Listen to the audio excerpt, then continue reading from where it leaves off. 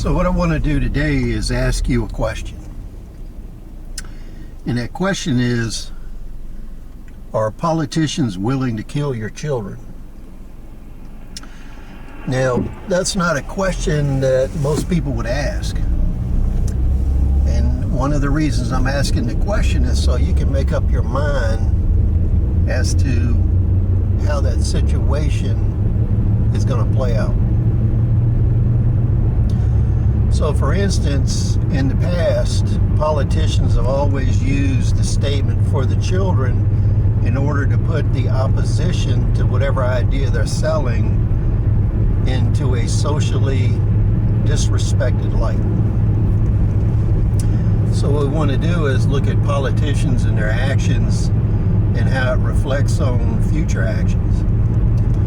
So if we go back to the time of Bill Clinton in his presidency, his foreign policy secretary, they were putting sanctions on Iraq. When they put these sanctions on Iraq, you can see in interviews with his Secretary of State and him, they admit to these actions killed over 500,000 Iraqi children through starvation, absence of medical care, and other direct and indirect issues. So you can see in past history, U.S. politicians have no problem killing children through their actions. And what I want you to keep in mind is throughout history, sanctions, whether they're political motivated or economically motivated, they're always considered acts of war. So when you look at the United Nations, basically that's a group of people that are controlled by a few individual countries and non-governmental organizations, and they do their bidding. So they're just another class of politicians.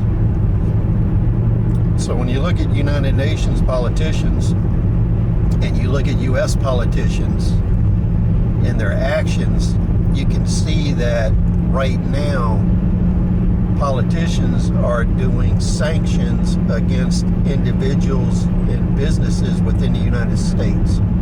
The fact that you are deplatforming people against their right to free speech, you are disenfranchising them. Economically, these politicians and their supporters are seeking to make people unemployable, cut off their livelihood,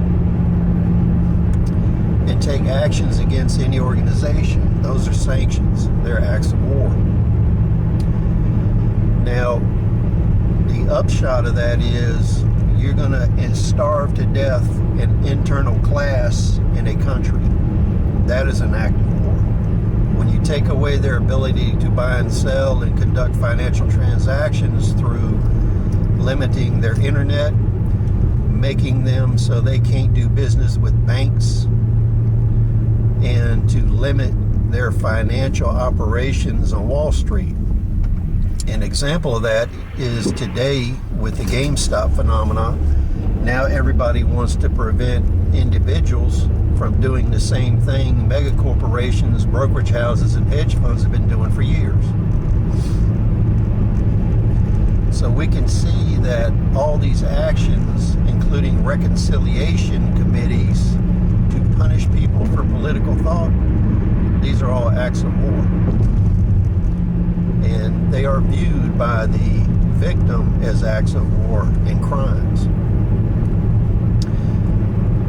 So the end result of this is one of two things. Either still children starve to death because they can't participate in the financial system within a country, or the government uses that as an excuse to take the children away from the parents and to apply mind control techniques to them so that they kill off an idea or a movement.